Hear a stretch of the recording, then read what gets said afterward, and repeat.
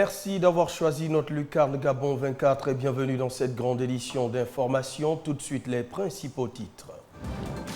Au Gabon, le ministre de la Justice est entretenu ce vendredi à Libreville avec les syndicats des greffiers et magistrats en vue de trouver des solutions adéquates sur l'éventuelle grève. Les échos dans un instant. Et puis en Gambie, les partisans de l'opposant Adama Barrow sont descendus dans les rues de Banjul pour célébrer la victoire de leur leader, nous dirons nos confrères. En France, fin de parti pour François Hollande. Le président socialiste a renoncé ce jeudi à un second mandat. Voici pour les principaux titres. Les détails, c'est dans un instant.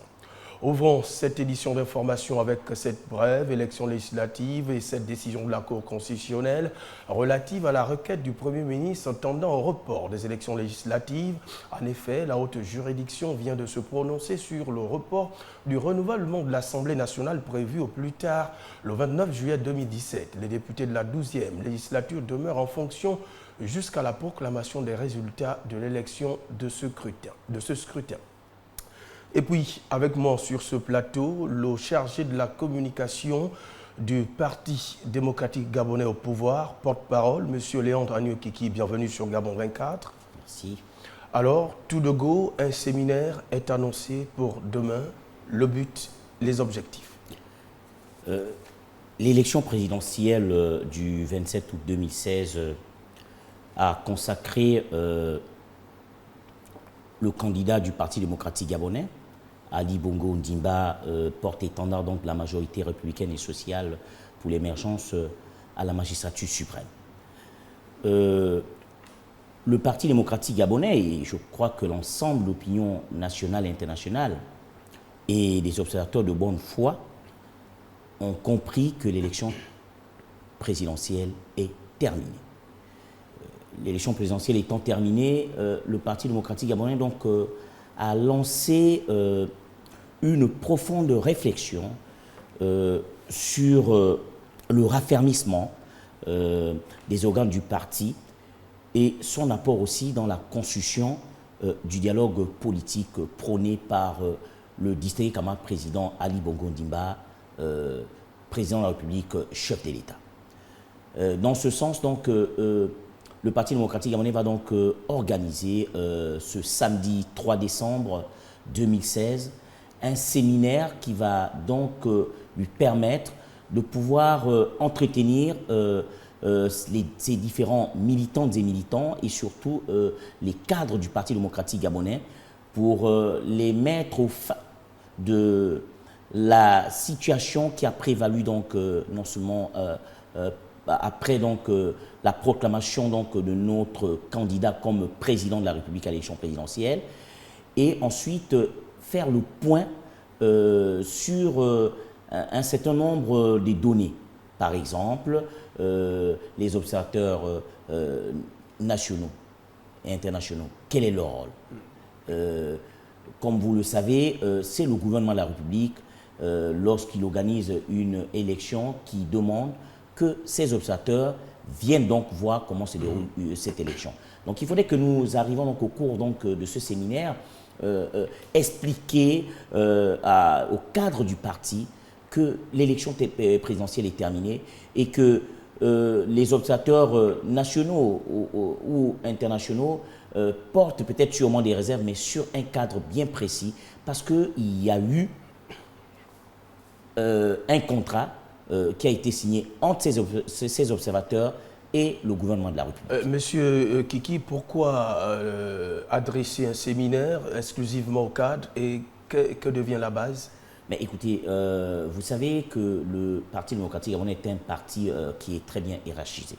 Ce séminaire va d'abord s'adresser aux membres du comité permanent du bureau politique, parce que c'est l'un des organes les plus élevés de notre parti. Ensuite, aux membres du bureau politique, qui sont donc l'encadrement politique de notre parti. Aux membres du conseil national. Et quand ils sont conviés aussi, donc, le cabinet du distingué camarade président Ali Bongo Ondimba, son cabinet politique, donc qui va assister donc, à ce séminaire. Les différents responsables politiques des organes spécialisés donc, du Parti démocratique gabonais. Au sorti donc de ce séminaire, il y aura un rendu.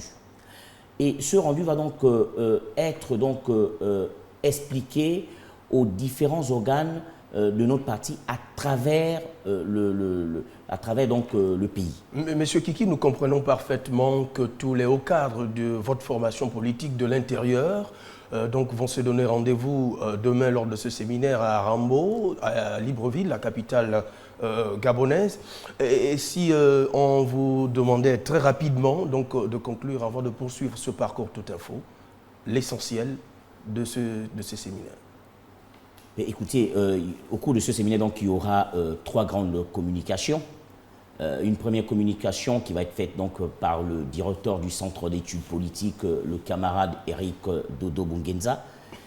Une deuxième communication qui va porter effectivement donc, sur le rôle des observateurs nationaux ou internationaux, qui va donc être faite par le directeur adjoint du Centre d'études politiques, le camarade Dieko Nzeko Steve.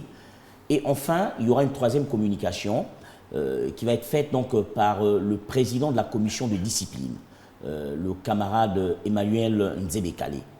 Vous comprenez très bien qu'au sorti donc, de cette élection présidentielle, il faudrait que nous fassions le point donc, de tout ce qui s'est passé au cours de cette élection présidentielle. Mais pour ce faire, il faudrait absolument que le directoire du parti puisse vraiment renseigner les différents cadres du parti, les mettre au parfum de ce dont ils doivent faire au cours donc, de leur rendu dans les différentes provinces. Et c'est pourquoi donc, nous interpellons donc, ici donc, les différents cadres du Parti démocratique gabonais, c'est-à-dire les membres du bureau politique, les membres du comité permanent, résidant à Libreville actuellement, les membres du Conseil national résidant à Libreville aussi, d'assister très nombreux donc, à ce séminaire de notre grand parti, le Parti démocratique gabonais. Merci à vous, Léandre Agnew-Kiki, à l'instant, le chargé de la communication et porte-parole du Parti démocratique gabonais, parti au pouvoir. La suite de ce parcours tout info avec cette concertation et des résolutions pour éviter la grève, voici ce qui ressort de la rencontre entre le ministre de la Justice, Alexis Boutambambina du Gabon, et le syndicat des greffiers. Satisfaits ou pas, les greffiers entendent donc la tenue de leur assemblée générale pour en décider. Le compte rendu est signé de Kenny Ongori sur des images de Jospin Bombadianga. Un peu plus de 3 heures d'horloge. C'est le temps pris par le syndicat des greffiers et le ministre de la Justice, garde des Sceaux du Gabon, lors de cette réunion tenue à Libreville consécutive à des revendications. Un temps qui montre bien l'ampleur de la situation.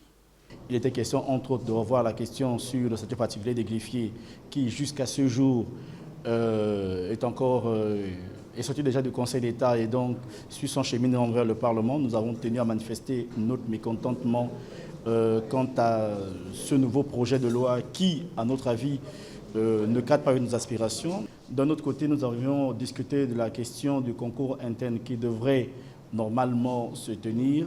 Nous avons eu l'assurance du garde des Sceaux que cela se fera, mais à un temps dont il ne peut pas nous le dire clairement. Si pour le président du syndicat, l'issue de cette concertation semble satisfaisante, l'Assemblée générale reste souveraine. Nous avons eu des engagements du gouvernement. Nous allons repartir vers la base pour à nouveau faire le compte rendu de ce qui s'est dit aujourd'hui. Nous espérons que la base saura comprendre ce qui nous a été dit et nous espérons seulement que le gouvernement respectera ses engagements. Il faut donc attendre la tenue prochaine de l'Assemblée générale du syndicat des greffiers du Gabon pour apprécier les résolutions issues des échanges entre les deux parties afin de déterminer la conduite à tenir. Et puis, depuis quelques années, le ministère de l'Agriculture du Gabon travaille en étroite collaboration avec Singapour pour enrichir le secteur de l'agriculture qui prend de l'ampleur. Et grâce à ce partenariat, le Gabon peut désormais transformer des produits localement et les exporter. Une production qui s'adresse surtout aux jeunes car génératrice de revenus. Ainsi nous le fait dire Mirandangé. Le Gabon, dont le relief est constitué d'une plaine côtière basse, est recouvert par la forêt à 85%, ce qui fait du pays une terre riche pour le développement de l'agriculture.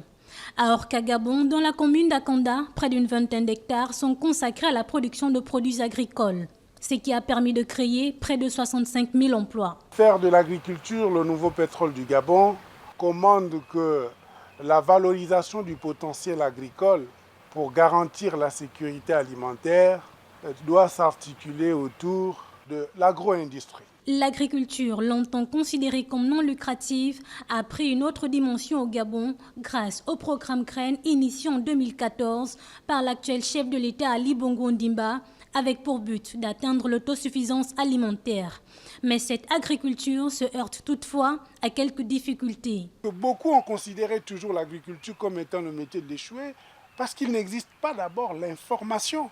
Et nous pensons qu'en mettant à la disposition des compatriotes cette information disponible sur les potentialités du secteur, leur donner cette lisibilité de pouvoir apprécier le développement du secteur agricole dans notre pays, va certainement créer une certaine émulation des uns et des autres de pouvoir investir. Pour amener la jeunesse gabonaise à s'intéresser davantage au métier de la terre, le ministère de l'Agriculture du Gabon compte travailler avec le ministère de l'Éducation nationale afin de mettre en place des classes vertes pour que chaque école cultive un jardin.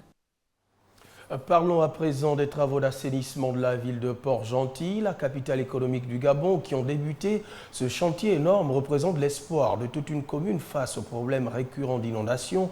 Plus de précisions dans cet élément de Dorothée Afinizo et Sandy Adzabé.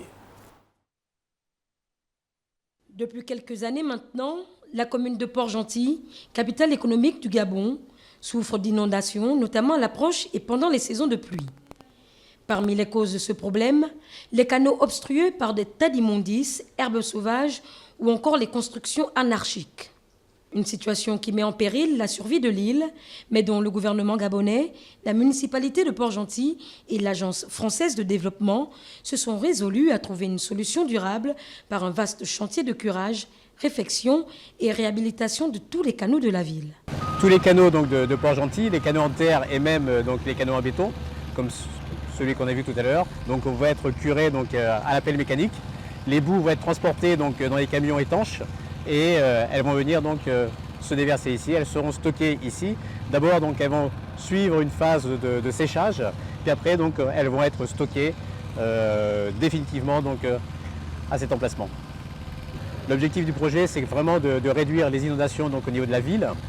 Ce chantier, qui doit couvrir 24 km de canalisation, est en réalité un plan global d'assainissement de Port-Gentil, puisqu'il permettrait également d'ouvrir des voies et de désenclaver certaines zones. Puis il y a des objectifs donc, secondaires qui sont l'amélioration de la santé des populations, puisqu'on va améliorer les conditions sanitaires. C'est ici, au quartier Tchengué, dans le sud de la commune, que l'entreprise adjudicataire de cette importante opération a installé le dispositif qui va traiter les boues toxiques issues des canaux. Les travaux ont bel et bien débuté. À présent, en bref et en image, inauguré en juin 2016 par le président de la République Ali Bongo Ondimba, l'aéroport international éponyme de Port-Gentil est désormais ouvert au trafic depuis le 20 novembre dernier, conformément au communiqué de l'Agence pour la sécurité de la navigation aérienne en Afrique et à Madagascar, à Sekna, qui informait que ce nouvel aérogare passager et son parking payant étaient désormais ouverts aux vols domestiques et internationaux. Rappelons que l'aéroport international Ali Bongo Ondimba de Port-Gentil est une plateforme ultramoderne dimensionnée pour accueillir 1 million de passagers par an. Il est doté d'une piste de 2700 mètres. Cet aérogare de 9000 mètres carrés compte 13 comptoirs d'enregistrement, 2 salles d'embarquement, 800 mètres carrés pour la livraison bagages, un restaurant accessible depuis l'extérieur et un pavillon présidentiel. Parlons à présent de l'accord de pêche signé entre le Gabon et l'Union européenne, signé en 1998, prévoyait entre autres un renforcement de la coopération entre les deux parties sur la lutte contre la pêche illégale. On constate cependant que les clauses de cet accord ne sont pas respectées. Le compte rendu est de bienvenue Nelken. Qu'il soit pêché dans la nature ou élevé en pisciculture, le poisson est un aliment très consommé dans le monde. Autour de son programme de développement Gabon Bleu, le président de la République gabonaise, Ali Bongo Ondimba, a impulsé en 2013 une dynamique pour la préservation des espèces halieutiques. Cependant, le protocole d'accord de pêche dans les eaux gabonaises, signé en 1998 entre le Gabon et l'Union européenne, connaît des violations. C'est seulement depuis 2013 que le Gabon devient, je peux dire, sophistiqué et attentif à cette pêche thonière. Donc, nous suivons de près maintenant les déplacements par satellite de ces bateaux. Nous suivons de façon hebdomadaire les captures de ces bateaux. Et à partir de 2016, on a commencé à mettre les observateurs gabonais à bord de ces bateaux. Au sortir de la signature de 1998, et ce jusqu'en 2013, aucune véritable surveillance des eaux gabonaises n'était mise en place. Est-ce que c'est par négligence? Est-ce que c'est intentionnel? Bon, ça c'est à chacun de décider. Mais ce qui est vrai, c'est que les déclarations qu'on voit aujourd'hui sont beaucoup plus complètes que dans les années 2000. Le déplacement des bateaux se fait de façon satellitaire et selon Mike Fay, l'observation à bord d'un thonier, c'est la possibilité la plus fiable d'observer les mouvements dans les eaux gabonaises. Toujours au Gabon avec le président du comité d'organisation de la Coupe d'Afrique des Nations de football 2017, COCAN, a procédé ce vendredi à l'installation officielle du coordinateur COCAN Libreville en présence de l'édit de la commune sud de Libreville. Occasion pour ce comité d'organisation de la CAN 2017 attendu au Gabon de rassurer sur le bon déroulement de la fête africaine du ballon rond. Le reportage est de Ludmila Tuntum. Dans un peu plus d'un mois, le Gabon accueillera la grande messe du football africain, la Coupe d'Afrique des Nations, CAN 2017. Après le doute sur la capacité du Gabon à être prêt à 100% dans les temps pour offrir une organisation conforme aux standards requis par la Confédération africaine de football, le comité d'organisation de la CAN 2017, COCAN, a rassuré ce vendredi l'opinion quant à la disposition du Gabon à accueillir l'événement en procédant à l'installation du nouveau coordinateur COCAN Libreville. C'est la formalisation complète de l'installation du responsable de tout le site de Libreville. Notre but, c'est d'arriver prêt pour l'événement et le réaliser dans de bonnes conditions et unir notre pays dans une grande épreuve sportive exceptionnelle. Je ne le répéterai jamais assez, c'est quand même un mouvement assez exceptionnel que l'on va vivre. On a 10 000 personnes qui sont en mouvement, directement ou indirectement, sur l'événement. Pour le nouveau coordinateur COCAN Libreville, déjà rompu à la tâche depuis quelque temps, la mission est certes ardue, mais réalisable. Il compte mettre tout en œuvre pour réussir cet événement à Libreville, tout comme dans l'intérieur du pays. Pour ce poste, ce que je retiens, c'est d'abord un sentiment de grande responsabilité que j'ai commencé déjà à assumer depuis plus de 8 mois. Responsabilité parce que je vais couvrir et coordonner toutes les activités au niveau de l'organisation de l'événement. Et je pense que je ne ménagerai aucun effort pour faire en sorte que ça puisse être une réussite. La 31e édition de la Coupe d'Afrique des Nations de football se tiendra du 14 janvier au 5 février 2017 dans 4 villes du pays, Libreville, Franceville, Port-Gentil et Oyem. Le vainqueur du tournoi sera directement qualifié dans la Coupe des Confédérations 2017 en Russie. Comme vous l'avez vu à travers ces images, le coordonnateur COCAN Libreville, bel et bien installé par Rose Christiane Osokara-Ponda, maire de la commune de Libreville, direction Gambie, où les manifestations de joie des partisans du candidat de l'opposant de Gambie sont descendues dans les rues de Cap-Pointe, près de la capitale Banjul, pour célébrer la victoire surprise d'Adama Barrow, mettant fin aux 22 ans de pouvoir du président Yaya Jammeh. Le récit de Ludmila Tuntum.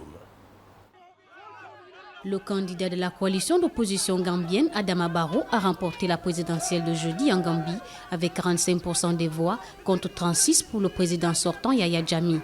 Au pouvoir depuis 22 ans, a annoncé vendredi la commission électorale. La participation avoisinait les 65%.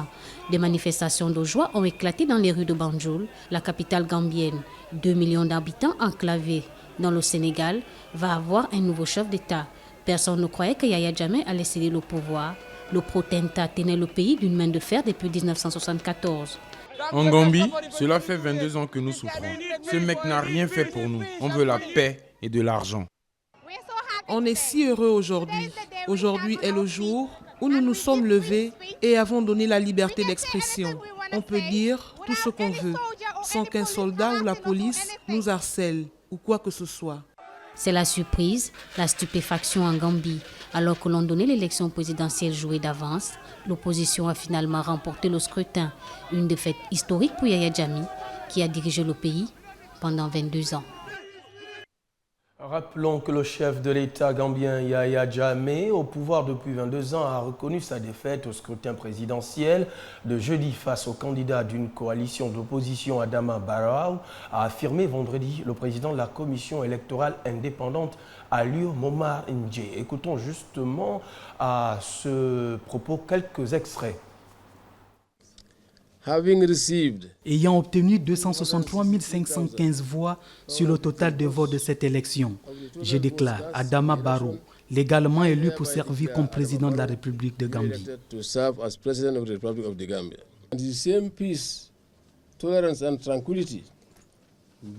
La même paix, tolérance et calme, nous appelons tout le monde à respecter la paix, la tolérance et la tranquillité.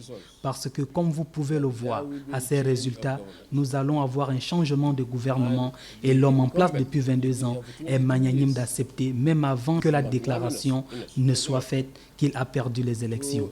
Accept, even before this declaration is done by me, the returning officer, that he had lost the elections. C'est un moment unique. Cela n'est jamais arrivé auparavant. C'est vraiment exceptionnel que quelqu'un qui a dirigé le pays aussi longtemps ait accepté sa défaite avant même qu'elle soit annoncée par le directeur de scrutin.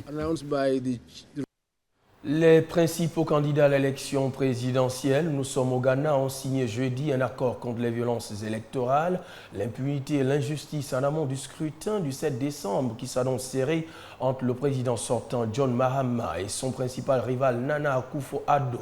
Le récit de Linda Gaël Maganga. Les candidats à la présidentielle du Ghana s'engagent contre la violence électorale. Jeudi, ils ont signé un accord avant le scrutin prévu se tenir le 7 décembre de l'année en cours. Je déclare publiquement mon respect de la commission électorale et les résultats authentiques qui devraient être déclarés par cette commission. Je déclare ma confiance au peuple du Ghana pour faire un choix avec leur libre arbitre pour désigner celui qui les dirigera au cours des 4 prochaines années. Il ne devrait pas y avoir de questions persistantes sur la légitimité de l'élection et le candidat gagnant à la fin du processus devra recevoir le soutien de tous. C'est ainsi que nous renforçons notre démocratie et la stabilité de la paix de notre nation. Les candidats ont promis publiquement aux électeurs de se défaire de tout acte pouvant menacer la paix et la cohésion sociale dans le pays. Je peux parler pour le NPP, nouveau parti patriotique. Nous ne ferons rien pour mettre en danger la paix de la nation pendant les élections. L'accord des candidats avant la tenue du vote permettra, si l'on en croit ses initiateurs, de prévenir tout risque de débordement post-électoral. Quittons le Ghana et prenons la direction du Nigeria où un tribunal a refusé une nouvelle fois jeudi d'accorder la liberté conditionnelle aux militants indépendantistes biafrais Nnamdi Kanu ainsi qu'à 3 autres prévenus accusés de trahison et détenus depuis plus d'1 an. Regardez. L'avis d'expulsion est tombé à la dernière minute. Quelques heures après, les bulldozers ont envahi ce bidonville de Lagos. Après leur passage, il ne reste plus rien. Les habitants ont tout perdu. Rien, nulle part où dormir. On reste dehors, on dort dehors. Aidez-nous pour que le gouvernement voit comment ils ont démoli ce que l'on avait construit avec notre argent. Ils étaient près de 30 000 à vivre depuis un siècle dans cette communauté nichée au bord de la lagune, essentiellement constituée de pêcheurs. Mais au fil des années, le boom démographique de la plus grande ville d'Afrique subsaharienne a fini par modifier la répartition de ses habitants. Les plus aisés s'offrent des logements dans les nouveaux quartiers huppés. Les plus pauvres sont chassés. L'expulsion a été particulièrement violente. Certains habitants ont été attaqués à l'arme blanche et au moins 3 personnes auraient été tuées. L'État de Lagos n'a proposé aucune solution de relogement et a nié être impliqué dans la démolition du bidonville. C'est une pratique de l'âge de pierre. Ce n'est pas conventionnel et nous prétendons être dans la ville de l'excellence. C'est inhumain. Les projets d'aménagement urbain fleurissent à Lagos pour faire face à la démographie galopante de la ville. Par conséquent, d'autres bidonvilles sont aujourd'hui menacés sous la pression des promoteurs, comme l'immense cité lacustre de Makoko et ses 250 000 habitants. Quittons à présent le continent et faisons une escale en Europe, plus précisément en France, où après le renoncement de François Hollande à briguer un second mandat, les regards sont braqués sur Manuel Valls qui devrait vite officialiser sa candidature à la primaire de la gauche.